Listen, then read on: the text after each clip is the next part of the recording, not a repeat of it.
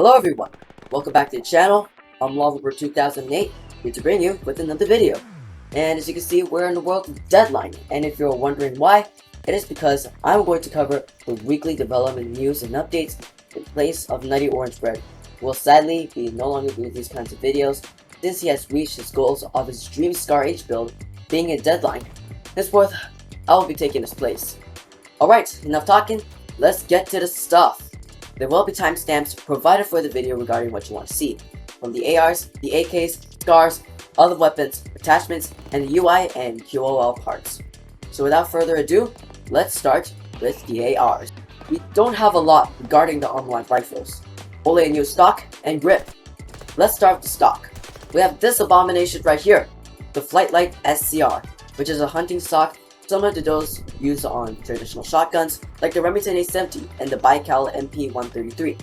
As such, we can expect similar statistics with this new stock being on the M4 platform. But I'm going to be honest, what kind of person would use this? Going on to a less cursed attachment, we have a new grip, the ROBLOX Orion Pistol Grip. Unlike most grips, this one takes more of an angular look and has unique groovings on it that makes it stand out. Although I put this one in the AR section, this attachment should be good to attach for some AKs provided you have the adapter for it. I can't wait to see the benefits this grip might bring us when it releases. Onto the AKs. It is pretty much all about the handguards, so take that as you will.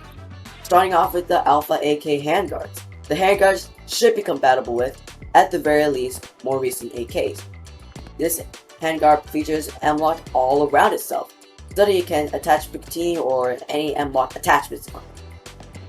I think the AK has already a ton of attachments to speak of, but I wouldn't mind adding in more to it. Speaking of M-LOK and Picatinny, the AK-12's handguard will be getting a default Picatinny rail attached to it. Now, you should be able to put on some lasers or flashlights on the gun without needing to change the handguard or something else. Finally, for the AK section, we have a new RPK handguard that has an M-LOK on the 3 and 6 o'clock directions and a Picatinny rail for the upper and lower parts of it. This will truly give your AKs the final touch for a modernized look when it comes to customizing your AKs into an RPK. I really hope we get to see more attachments for our other guns, plus that it turns them from just a regular assault rifle into an LMG, which could be really good to provide for some neat flexibility. Moving on to the Belgian SCARHs. The SCARH will be getting a few new attachments coming to the game. SCAR Heavy will be getting a new upper and lower receiver, with the upper receiver getting some new camos already. For the upper, it is a pretty simple change, with the holes on the top being changed from M-LOK style to these more stylish diagonally facing holes instead. This lower receiver has a bit more to it, with more groovings around the trigger area, a more angular and boxy bolt release, and a differently styled fire selector. Moreover, the 25-round magazine that has been previously showcased has also gotten a new pink camo. Other than the color change, the magazine also has a lot of holes in it, and it engraves the logo of the company on it. So I guess it's a plus. I wouldn't be surprised if the game got DMCA though. The SCAR 47 also has gotten a new muzzle attachment, that being a specialized flash hider made specifically for this gun. This should or should not reduce recoil, but at the very least, hide the muzzle flash that comes with the gun. There's also a new handguard for the SCAR 47 that's M-LOK railings all over. It seems to be a handguard extension, so I hope this attachment will be helpful to future users of the SCAR 47.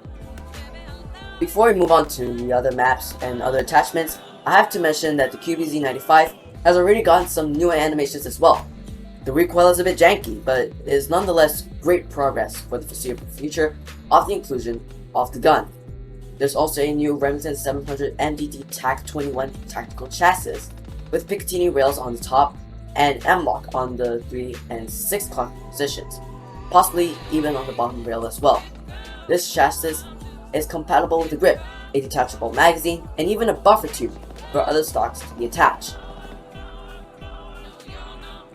This is a good time to mention that some of the stuff here exists thanks to the crowdfunding community.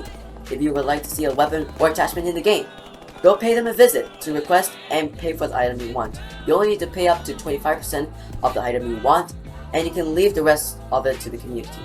Although you can pay the full price if you want.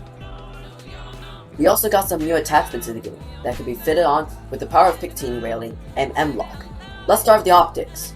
We have two new red dots, which are the Aimpoint Electric and the Kemper XL. The Aimpoint Electric is the first ever red dot made by Aimpoint, and it's offset both on the optic and the point of aim. Meanwhile, the Kemper XL features a pretty big sight picture, but also takes up a bit of space and is quite large by itself. Both of these optics are weird by its own right, but nevertheless are great additions to the game. We also have the Russian 1P90 magnifier or scope that gives the user a 3x magnification. Finally, a Russian equivalent of the EOTech E33 that we can use on some of the Russian optics. Hopefully, people who are fans of such Russian equipment will be happy with this one. There's also going to be a new carry handle made by TriStar. No, not TriStar who made the horrible Godzilla movie back in 1998, but rather a company that produces shotguns, both traditional and unconventional.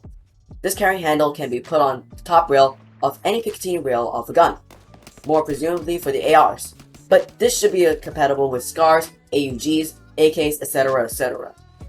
Alas, after a long while, the PQ-15 laser is also going to be coming to the game, a popular laser that is seen used in various militaries and has that look cool factor in it.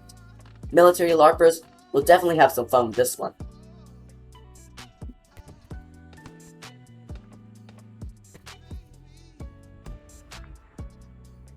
Then we have the suppressors, the Osprey 9 and 45, which are for the 9mm Parabellum and the .45 ACP respectively, as their name suggests, are finally modeled and textured.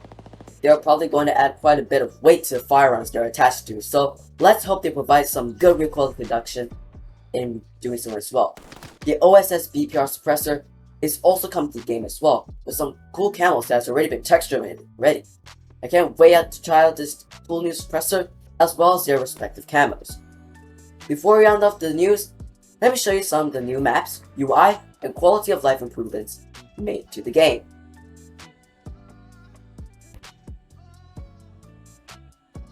There's going to be a new gun attachment system in the game that's going to be different from the one we might see in the .22 update.